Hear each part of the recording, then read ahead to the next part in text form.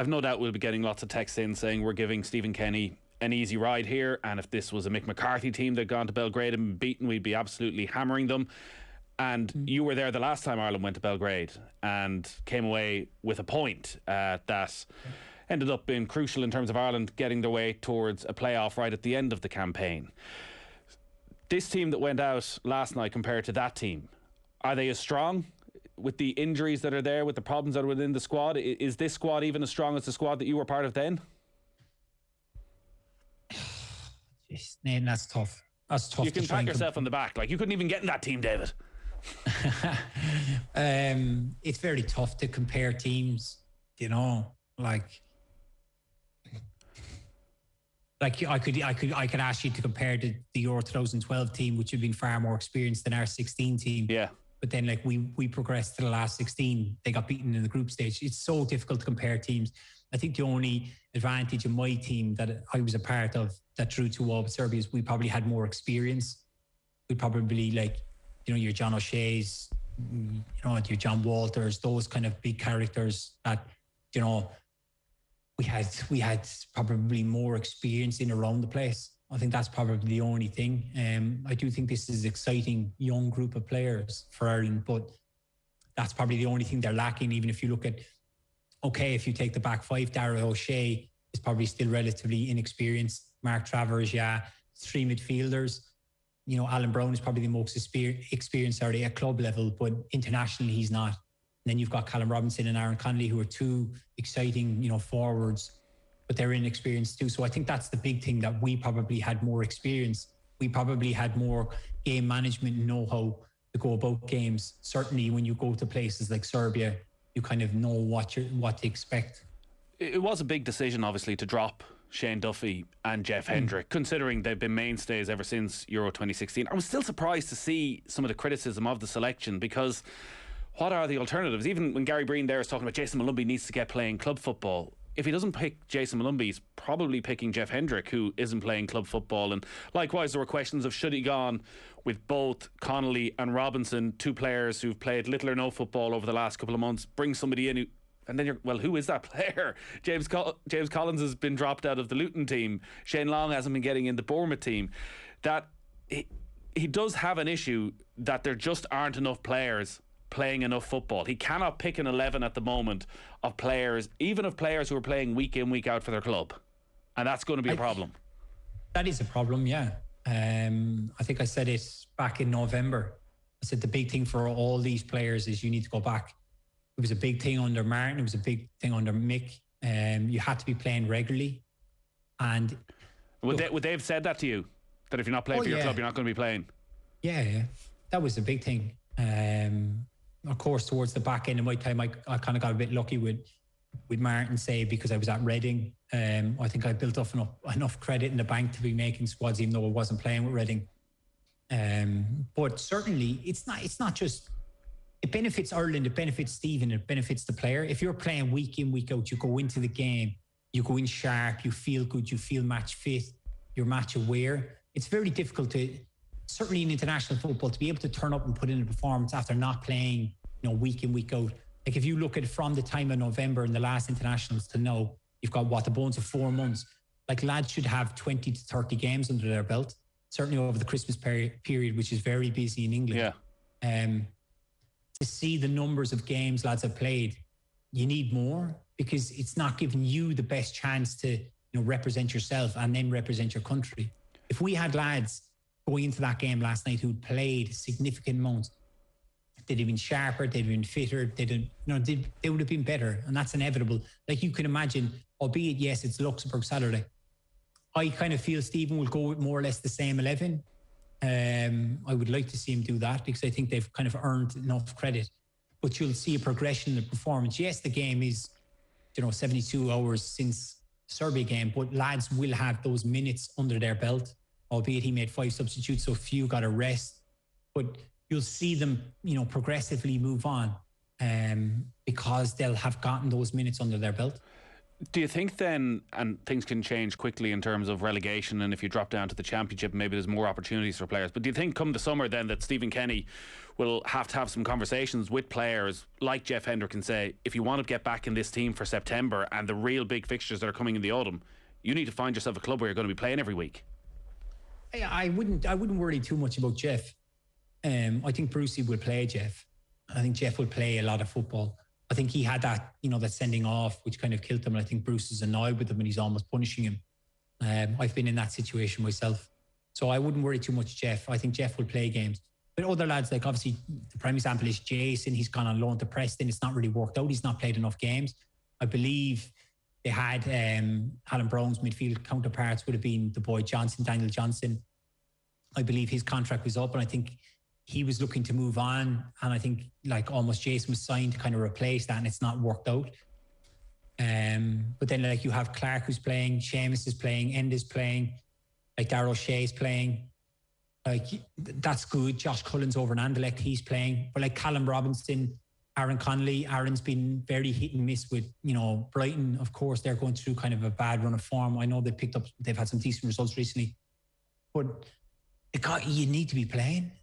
The prime example, if you look at anyone in that squad, if everyone was fit, is Conor Howland. Came to January, he wasn't in the Villa squad, he wasn't playing, and he said, you know what, I need a loan move. He goes on loan to Swansea, and look at the form he's in.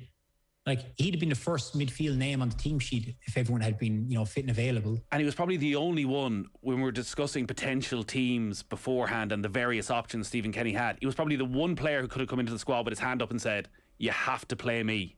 You have to play me. I have done enough that you have to play me. Yeah, he was in exceptional form, and it's a huge loss. And he was pivotal. He was key to Mick, played a lot of games under him, and then he's played under Stephen as well. And then he's in flying form. It just shows you though, he took it on himself. Like he just had a child around the time of the window, and then he's like up and gone to Swansea. Like he would probably be based in the Birmingham area, and he's gone because he knows he needs to be playing regular football. Connor's one though, if you look at his career, after he went to Plymouth, then he went on to Barnsley, whatever. He's played a lot of games and he knows the importance of it. He would have been one that would have been straight into that midfield. But at the same time, look, he's picked up an injury because Stephen can only pick what he's working with. But I don't think it's a conversation Stephen needs to be having with the players. I think it's a conversation they need to be having with themselves. Right. That's your job, is to be playing regular football.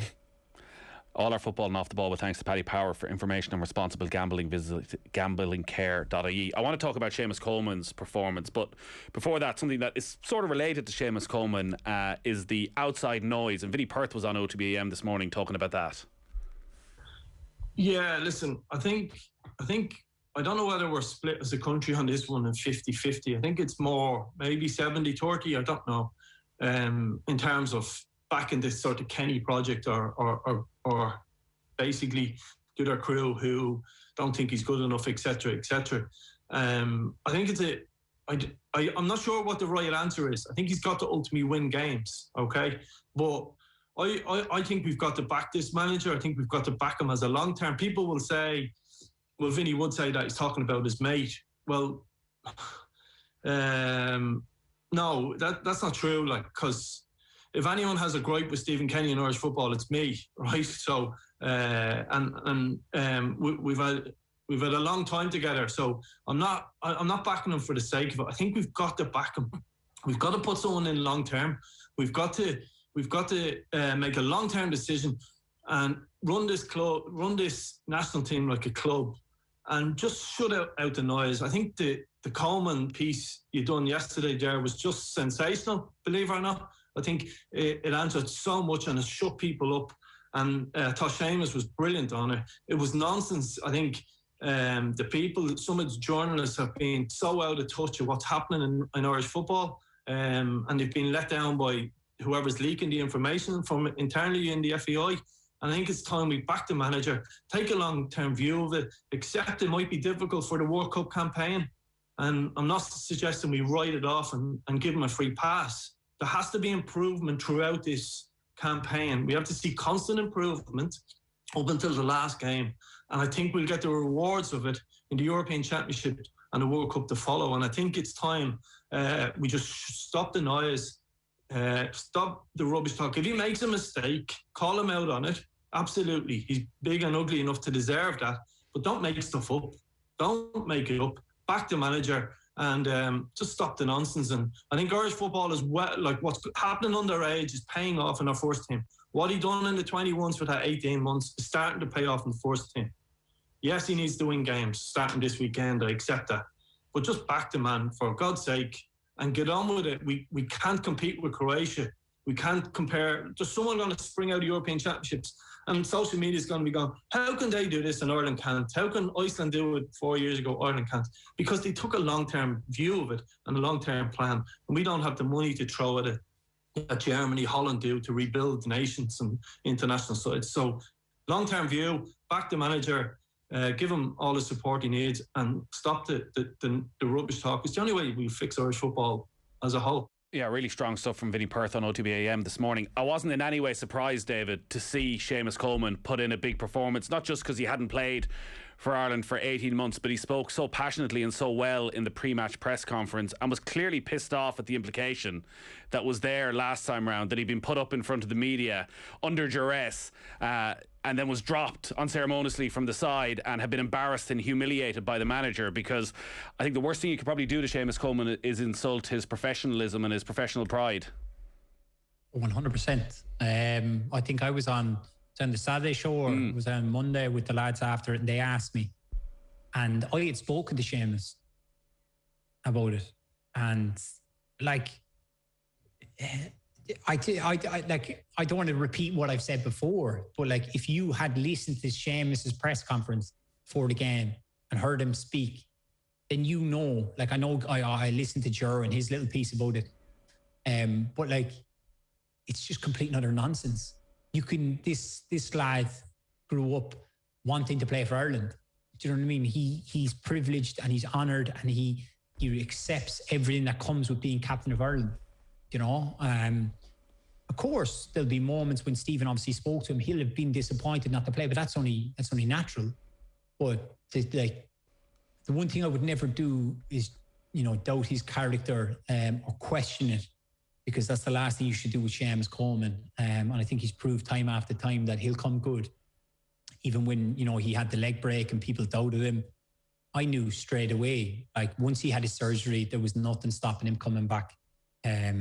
Everything about him is just like the family he comes from, every one of them, from the mother, the father, the two brothers himself, you know, his wife, his children, all of them. It's just a stupid article that was written to create noise. And as Vinny said, it's just outside noise. It's a constant outside noise, though. When you look back at Videogate and then this story, and listen, I don't know Seamus Coleman like you know Seamus Coleman, but the second I read that, I thought, this goes against everything I ever thought I knew about Seamus Coleman, who, no matter what has ever gone on at Everton, has looked around the dressing room before he'd ever point a finger at a manager.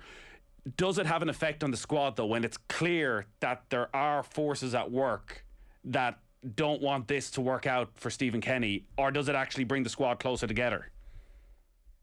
I think it should bring the squad closer together.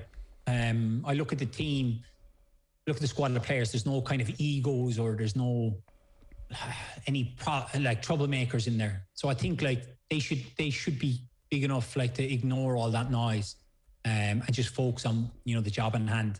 Obviously, that's going to a lot of it's going to come down to, you know, Stephen and Keith and whatever, just keeping the group together. Of course, they have enough going on with their performances have been decent in certain games and they have not got the, you know, the rewards from a result or whatever. Because you can imagine even Saturday's game going into that. If we get the 3 points and get the win, just that lift it will give everyone involved in that squad. Never mind anyone outside, but just they've gotten over that hurdle and then they can kick on. I just feel even if we beat Luxembourg 1-0 and it's a scrappy game and it's not even good to watch, it will just give everyone in that camp a massive lift because they've got that one off the back. Just get that first victory and get it done and get it out of the way, and then we can kick on and progress. Right, because I would have sort of, and maybe that's the inside the camp, it sort of feels outside the camp that we need a bit more than just a win, and I understand that Luxembourg are getting better, but one of the benefits of Stephen Kenny coming in was that against the lesser teams, that it will be a different Ireland, that it wouldn't be a scrap. Actually, they will dominate possession. They will have 65% possession. They'll create chances. They may not win 5-0, but that they will look like a dominant force. Do you expect that to happen on Saturday night? I definitely expect us to keep, the lion's share possession. Certainly look, will Stephen line up with a 5 at the back again? I don't know. Will he go for 4-3-3? Who knows? But I certainly expect us to keep more of the ball than Luxembourg, sorry. But at the same time, I don't really care. I just want us to go perform, win the game, and then I know that will give a lift. That's all. I'm only interested in Ireland winning the game. Of course, I want to see a good, attractive football, but I know how desperate these lads are to win. Do you mean we've gone 9 games without one? So the sooner we can get one, then we can focus on the good football and everything. I just want to get that, because people, like, the first thing that any journalist or media coverage outlet will say is that it's 9 games without a win. So once you get rid of that argument, then we can progress and move forward. Here's hoping. A win would be nice, David, at some stage along the way. Great stuff as always. Thanks, Nathan. All right, we'll